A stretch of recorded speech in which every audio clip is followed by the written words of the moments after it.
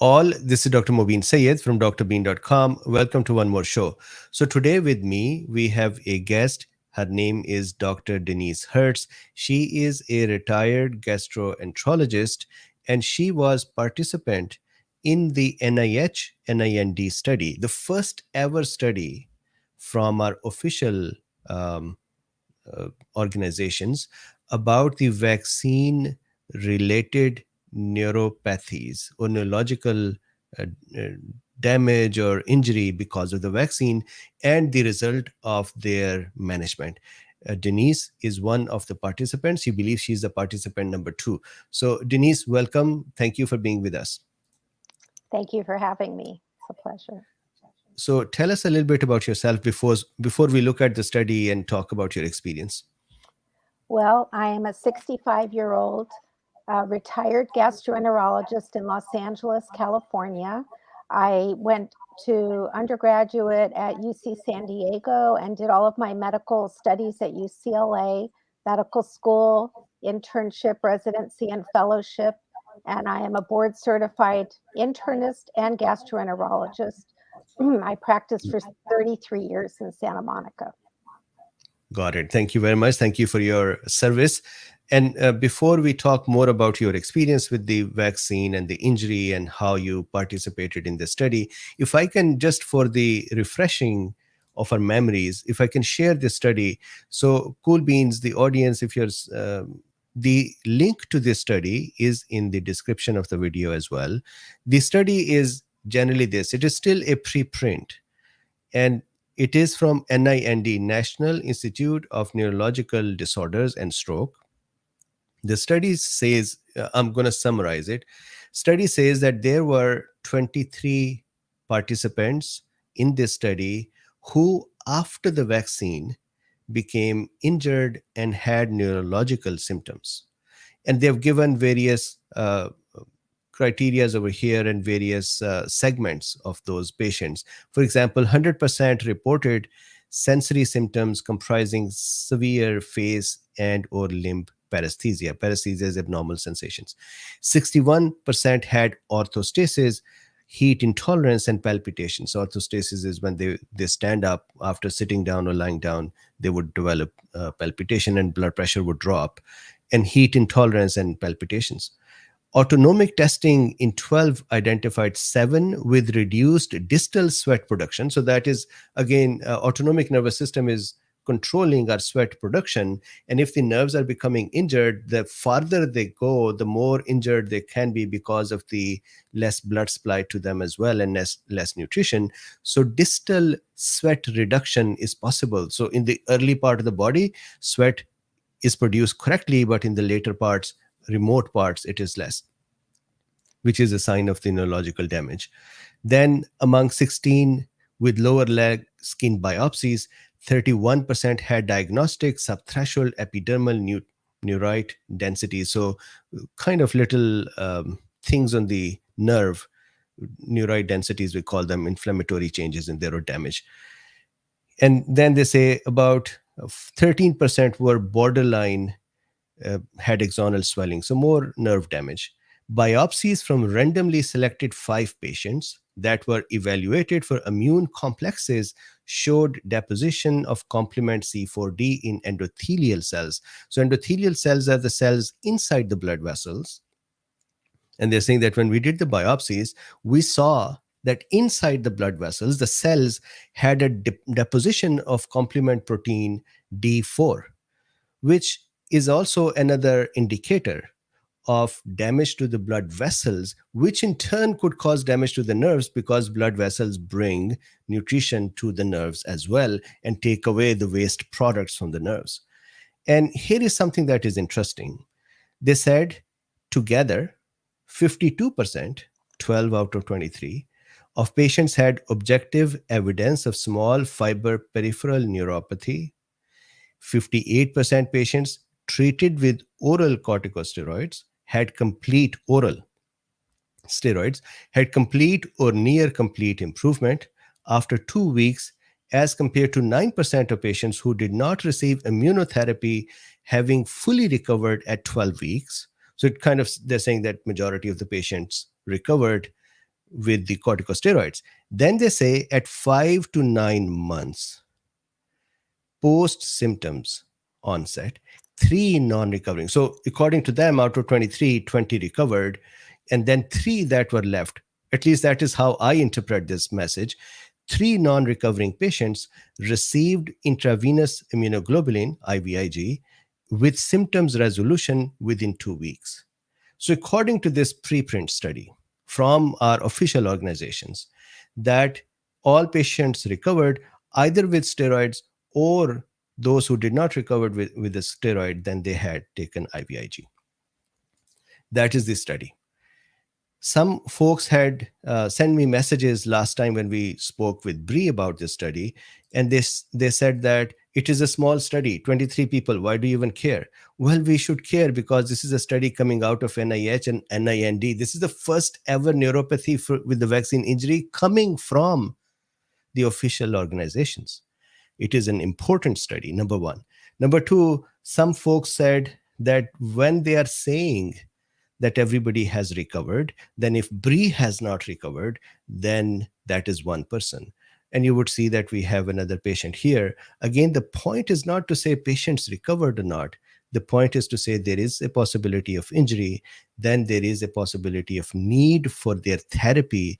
And just saying corticosteroid or IVIG would help them is not sufficient. So this is the commentary that I have. So once again, going back to Dr. Hertz, so please tell me, how did you end up being part of this study? Well, I developed an almost immediate reaction after my first Pfizer vaccine at the end of December of 2020. I was severely ill with mostly neurological symptoms. I sought out many doctors' opinions. Nobody seemed to know what to do. Most of them thought it was anxiety or some kind of psychiatric illness that I had suddenly developed after getting the vaccine.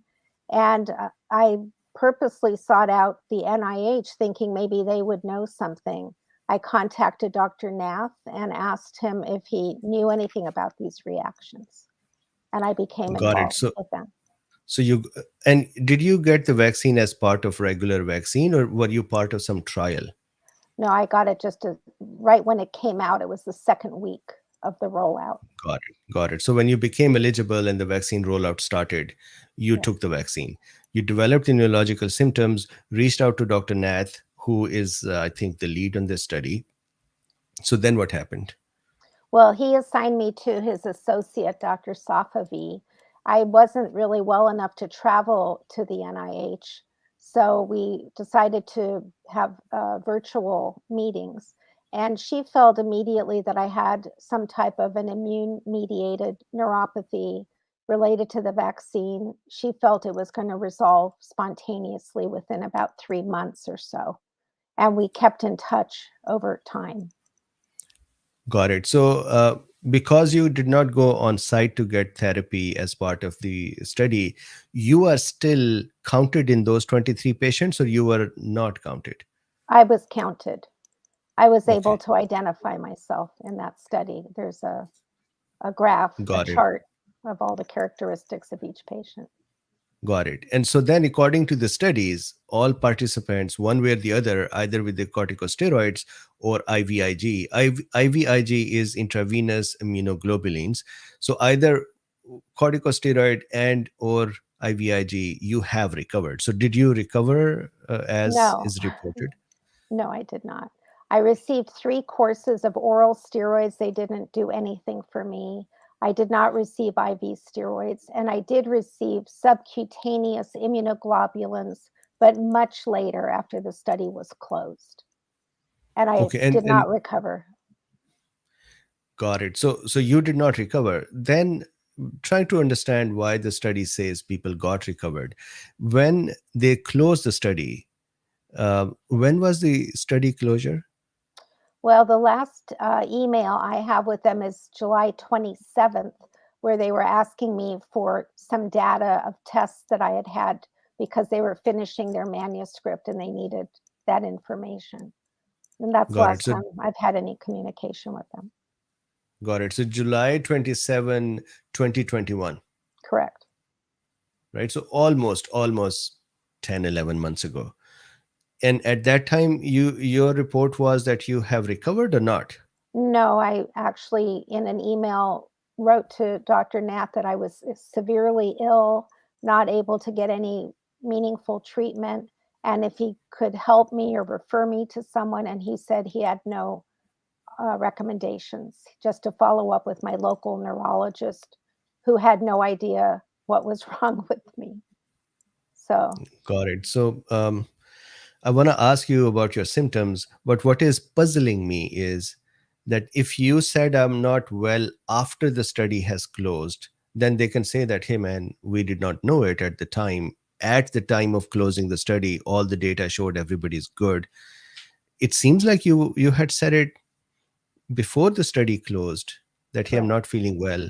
How did they end up reporting everyone is okay? That puzzles me. Me too. So tell me, what were the symptoms? What was the damage that started? Right. Well, about 30 minutes after I received the vaccine, I developed some burning and numbness in my face. My tongue became numb. My vision became blurred. I was in my car. I decided to drive home. And by the time I got home, I felt like I was going to pass out. We called the paramedics. My blood pressure was 180 over 127, which was uncharacteristic for me. I started on Benadryl and prednisone right away, thinking I was having anaphylaxis. And about 24 to 48 hours after that, I delved into a severe acute illness with paresthesias, mostly in my face, but in my entire body. I felt like someone was pouring acid on me. I felt vibrations going through my body. I had a very tight constricting band around my chest, like there was a rope around me, tinnitus, blurred vision, as well as chest pain, shortness of breath, and tachycardia. I was very dizzy. I could barely walk. I don't really remember too much of the first week or two. I was severely ill. And it has continued on for 17 months, but it has slowly improved. I've tried almost everything under the sun. Very interesting that you're saying that it slowly improved. Um, you were telling me that you developed pericarditis a few weeks Yes, ago. that's correct. Um, well, I was getting immunoglobulins for about 3 months. And in fact, I was feeling a bit worse on them. So we decided to stop them. And about a week later, I developed chest pain again, which had mostly subsided from the original injury. I had an echocardiogram and it showed that I had a moderate pericardial effusion. And I was started on colchicine and aspirin. I had also started on low dose naltrexone a few weeks before that. And somehow I'm starting to feel better for really the first time in 17 months. The last 2 weeks, I've noticed real improvement. So I'm hoping it will continue. So fingers crossed and praying for you that you completely recover. Thank you. Um, I I have seen that LDN works very well, and colchicine I've not gotten too much experience, but maybe colchicine, especially in the cardiac conditions, is supposed to be good. Right. So they both should do the job. Uh, the question that is in my mind is that when you were taking steroids and they were not working, was there any workup on pathology, that what is going on? So for Yeah. example, we sit outside and we see that there are vaccine injuries. We receive the patients, we look at various studies and kind of figure out maybe this is happening or that is happening. Our own organizations, healthcare organizations, did they have an idea for what is happening or an approach to understand what's going on? Well, I've seen 22 physicians. Being a physician for such a long time in Los Angeles, I knew almost everybody here, sought out the best in every field. And then I sought out experts at Harvard, at Mount Sinai in New York, Stanford. Um, no, nobody knew what was going on. I directed really a massive workup. I probably had more tests than anybody. And I could tell you what was abnormal, but most of the tests were normal. MRIs, EMGs, nerve conduction studies, tons of blood work. I did have skin biopsies. Um, I had some immunological abnormalities and an anti-ACE2 antibody. Also, you had anti-AS2 Yeah. antibodies. And how did you find out? Cell trends or some Yes. other organism? Cell trends. So you did cell trend. I did. And so once you did cell trend and found out that you had anti-AS2 antibodies, then what was your next, or when did you find that out? A few months ago. I didn't really act upon it. I didn't know really what I should do about it. None of my doctors seem to know anything, but I know it does have some involvement with heart Hmm. issues, and makes sense now that I'm having heart issues. Got it. And for the audience here, you will see this very commonly that some patients would say that IVIG helped me, and some patients would say it made me worse. So it really depends. IVIG at the end of the day is immunoglobulin, which is pooled and collected from a community's blood that is donated. And so hope is that that IVIG bottle contains antibodies from so many people, which would have antibodies that are needed by this patient to clear out some antigen or to clear out some other antibodies. Now, the problem is that sometimes you end up receiving an antibody which is also going to attack you, Right. and that would make matters worse. And sometimes you would receive antibody which would actually help clear out some antigen that is offending, and you would feel better. So IVIG is not a uniformly successful plan for everyone. So steroids didn't work, No, IVIG did not work. no. You continued on with these. You found out that ACE2, anti-ACE2 antibodies are present. You took the colchicine after the cardiac issues developed, uh, and then LDN, and now you're feeling better. When are you doing a workup again to figure out if the heart is okay? And I have an echocardiogram scheduled in a few weeks. But I forgot to okay. mention something very important. It's been Hmm. such a long story that I forget things. But I was diagnosed last April with mast cell activation syndrome. A friend of mine, a physician, asked me to order a tryptase. None of the doctors had thought of that. And it was very high. And all the other labs were abnormal going along with mast cell activation. So I started seeing experts across the country for that. And I literally tried every drug known to man for mast cell activation. Um, and I had no improvement. It's been a long journey. That's so. Once again, I'm really sorry that you went through this. I wanted to make this comment to the audience. Sometimes audience listen to this and they say, you know what, this is an anti-vaccine message. This Yeah. is not an anti-vaccine message. This is the vaccines, their efficacy, their benefits, all are known and are present in front of everyone, in front of all of our eyes. The problem is the following: those who got injured, which is also a known fact, and this study proves it, that even NIH and NIND know this. Those who got injured, what are we doing for them? Number one. And number two, what are we doing to prevent more such injuries? Are we learning from this all? Are we understanding why are people reacting this way? What is the component of a vaccine that may be causing this? Or what is the body's behavior that some people have where vaccines are causing this? And then how do we bring these patients back towards normalcy? That is our job as a civil society which is so advanced in medicine. This is why these discussions are important. Do you agree with me, Denise? I couldn't agree with you more. There's no drug on the face of the earth that doesn't have a side effect. And unfortunately, some of us have been injured by these vaccines. Some lives have been saved by the vaccines as well. I have spent the last 17 months seeking medical help, but also seeking acknowledgement for these injuries for many other people. And unfortunately, our governmental agencies and drug companies have not been forthcoming in acknowledging these reactions. It's been very difficult. And tell me this, when you got the vaccine 2020, were you practicing at that time? I had retired 2 months earlier. I see. I see. And so since then, after the injury, one, you were battling this injury. Um, what is your activity now? Are you trying to figure out the answers to this? Are you helping others? How are Yeah. you now participating in this?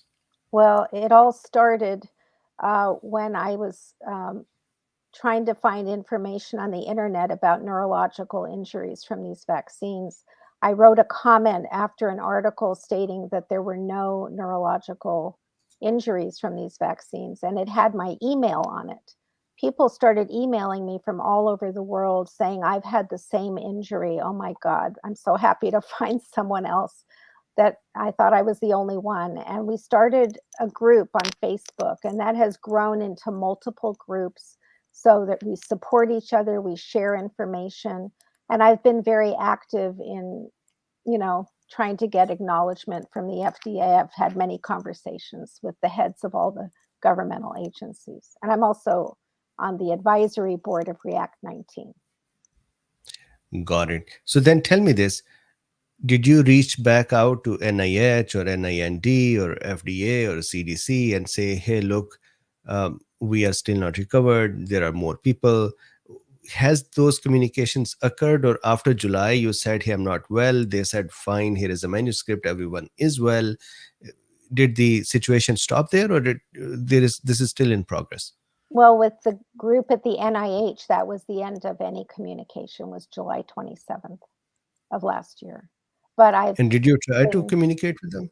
Sorry. not really. The last, recommendation was, I have nothing to recommend to you. Go see your private neurologist in Los Angeles. And I said, he has no ideas or recommendations, and that was it. But I have had many conversations with the other organizations, with the FDA, um, many emails. I have 150 pages of emails back and forth with all the organizations and drug companies involved. Hmm. So that is a sad thing. My hope was that, at least because there is a study as well, if the participants would reach back out and say, hey, we are still suffering, then there'll be some sort of a inclination, at least, to engage and say, tell us more. That has not happened. No, I mean, that goes also along with VAERS and vSafe and all the other, reporting systems. I've reported now 9 times to VAERS. I've had verbal reports to Pfizer and written reports, and no one's ever contacted me. So it seems to be the going thing. I cannot even imagine that you operated through all of this while being vaccine injured. Of course, there is going to be a fear that, is this my new life now? And is it going to become better or not become better? Right. And still trying to figure out what is the truth out there, and then trying to help there. So thank you very much for doing all of this. Uh, so tell me, any message for the audience here? How do you see this whole journey? What is your advice for us to become better as a healthcare system? Well, I think we've now seen some really important things lacking in our system. And one is that, we don't always get informed consent about medical drugs, devices, et cetera. So I feel myself that I was inadequate in not looking more before I got the vaccine. And I would advise everyone, to do their homework, read, look at the studies, and make their own decision. But, I practiced all these years giving informed consent every day to my patients, and I really feel that I was shortchanged by not being given informed consent. And two, the governmental agencies and drug companies, they really have a duty to protect, the population. And I feel like they've fallen short on their duty to maintain good health. I understand, of course, the pandemic was an issue in itself, and I'm not disregarding that, but you cannot disregard when patients are telling you that they're sick and they've had severe complications or even death. They cannot disregard that. Got it. Thank you very much. So if you can spend a few more minutes with us, we have the audience here. We are live. If they have any questions, and if you have a few minutes to have that direct contact as well. There is a question from, and Cool Beans, if you have a question, please put QQQ or something, question marks, that I can read. So there's a question from Tech Ads R. Shouldn't the NIH revise or retract that study? Well, What do you think? I Should think they that's retract the study? we've had a lot of discussions because we've identified 10 of the participants in the study in our group, and none of us have recovered. On the other hand, it's a start. It will be the first paper to say there are neurological side effects from the vaccines. We don't want it retracted, but it would be nice if it were corrected. Got it. So what I heard is this is the first ever study from our NIH and NIND acknowledging that there is a possibility of vaccine caused neurological damage. So this is a study that should not be retracted, because then there is no further proof from their side that this is happening or public information. However, it will be interesting if it is revised with the correct information. Correct. Right? Right. So that makes sense. Thank you. Janice Perkins says, why did the CDC change the definition of a vaccine? I don't know. What are you implying? Is this why did they include mRNA in the vaccines? So do you want to take this question? Well, I'm not sure I understand the question, but obviously this is a novel type of vaccine that we have never used before on the public. It is a vaccine of sorts, but I guess some people like to call it, what else do they do? I can't remember the name of it now. Yeah, they call it gene therapy or Gene those therapy. things. Yeah. Correct. So let me explain why this is a vaccine. And I have heard some very decent doctors saying that this is not a vaccine. The idea of a vaccine, or the function of a vaccine, is that when it is introduced in the body, it would train your immune system to learn about a specific antigen. And when in the future that antigen is introduced in the body, the trained immune system will react. So if there is some drug that does it, then that drug by definition is a vaccine. Messenger RNA type drugs were not part of that vaccine category, because these were not doing this before. So this is the first time a messenger RNA platform was used to create a training for the immune system. That is why it is actually a vaccine. It is a modern vaccine. It's a new kind of a vaccine. And then, as you can see, the COVID vaccines, all of them, messenger RNA or adenovirus or inactivated virus, are all new. So they themselves can be dangerous or not dangerous, and we need to learn more about them, but these are vaccines. There is a question from Hiris.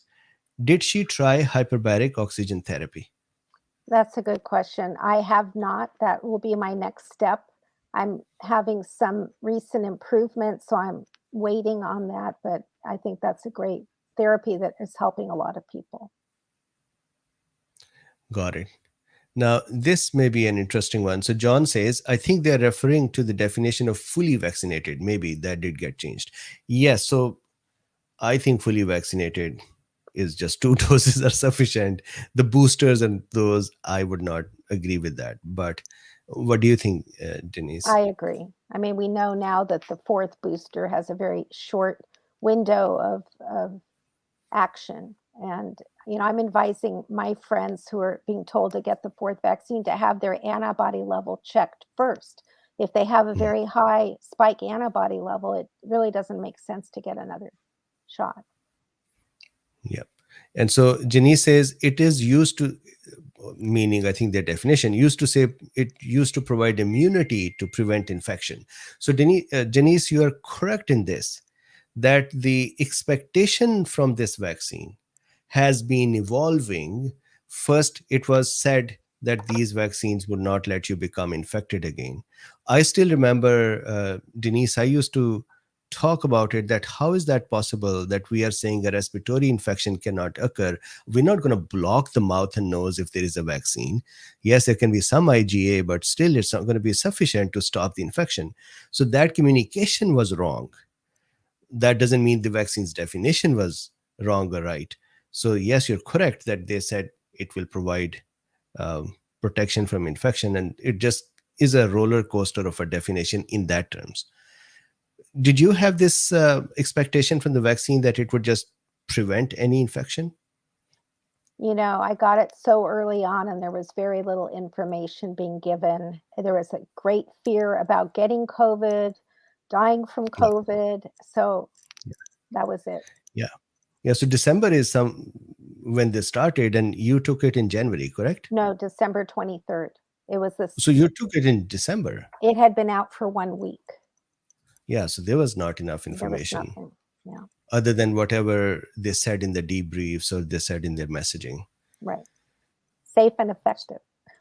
Yes, which they still insist that it is a Yeah, safe and effective. For example, if you talk about YouTube, YouTube would say that if you talk about anything that says vaccines are not safe and effective, we're going to ban you. And these are a common messaging, safe and effective. I think we should back off from that horse of safe and effective and look at the vaccines and then say, what is the right thing to do in terms of redesign of the vaccine, in terms of deciding who to give the vaccine to, and then to figure out if somebody is injured, how to become more close to them to understand what's going on and to help. Saying safe and effective and sweeping these issues under the rug are not going to get us through this. One more question. M. Gregory says, have you tried CBD oil? I did, and I didn't get any improvement from it. I know some people do, but it did not help me. Got it.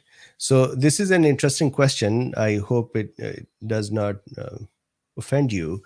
Big Ten Fans 5 says, how much research did you do as a doctor before taking the vaccine? Did you read the FDA EUA filings, or did you just trust the government agencies?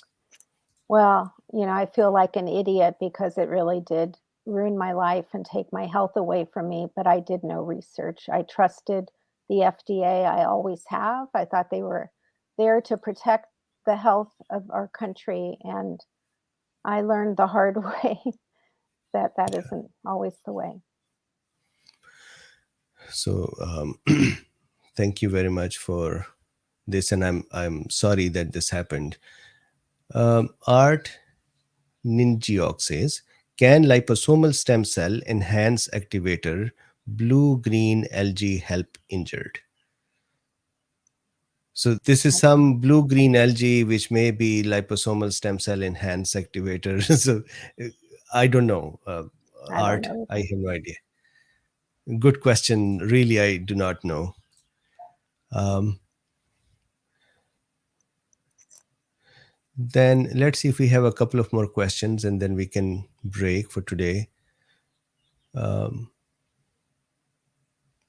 Tina says, are manufacturers allowed to overwrite VAERS reports? Janssen overwrote my report non-serious. I don't know. Are manufacturers allowed to readjust the parameters of a report? Well, I think VAERS does that. I know mine was labeled as non-serious, even though I wrote to them 9 times telling them I was really seriously ill and incapacitated. But I think what they do is they break it down into individual symptoms, and each one is categorized as not serious. I know that they do that. Got it. Got it. Thank you very much. So one more question and then we break. I saw a question here. So question is, So last question for this session. Gibble says, have you done Patterson treatment and blood works? I did the blood work. My cytokine levels were very, very high. I met with Dr. Patterson, and he recommended Maraviroc, which I was not comfortable with. I had tried pravastatin previously, and I didn't follow through. Got it. Couple of more questions. Sorry. One question is, meanwhile in America says, did Danice ever get the original strain of COVID? If not, is she grateful that she stayed protected? So there seems to be a little snarky part of it, so ignore that. That's But okay. did you become infected as well? No, I've never had COVID. I've been tested multiple times. I have had the luxury of isolating. I don't work, I don't have small children at home, and I've pretty much become a hermit. If I do go out, which is rare, I've got an N95 mask. I, you know, wash my hands 10 times when I get home. I rarely go out. I've been very, very Got afraid of getting it because my health has not been good. Got it. John says, did the NIH tell you that the study would be published summer of 2021? Yes.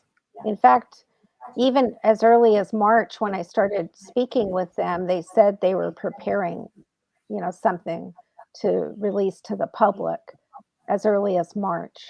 So it is kind of interesting that it took them almost another year to publish something. It would have been really helpful to educate the medical community about these injuries. I've spent so much energy trying to convince so many doctors of what was happening to me. And I don't know how many of them even believed me or not. Well, the good news is that you're starting to feel better, colchicine, LDN, and anything else that you're doing. So we hope and pray that you continue to improve.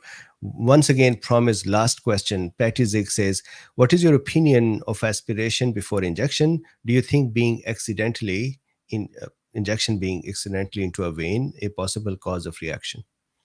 I think it's possible. I've always aspirated before an injection. I give my husband an injection once a week. He has Parkinson's disease. And a few weeks ago, I aspirated blood and I shrieked. It had never happened before. So yes, that can happen. I mean, is that the answer? I don't know. But I think good form is to aspirate before you inject. Got it. So thank you very much.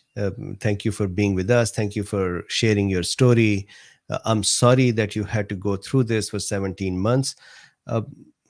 Many people have become injured. Many people were protected as well. Again, what bothers me is the lack of recognition, lack of an intent to try to help. If we say that these patients are rare, then it should become even more easy, because they're less in number, to pay attention to them, to support them, to help them. But it seems like we have just left the vaccine injured folks on the side and let them figure it out by themselves. I was talking with a friend and I was saying that it seems like we hit some people on the road while traveling and we left them on the road saying they can figure it out. It's a rare thing. So I'm sorry that this happened. I'm glad that you're feeling better now, and my prayer and wish is that you recover fully. Thank you so much. And Cool Beans, thank you very much for your time and attention as well. Today, we'll just keep this discussion. We will not do a chit chat. We'll meet each other on Monday. Thank you very much. Bye for now.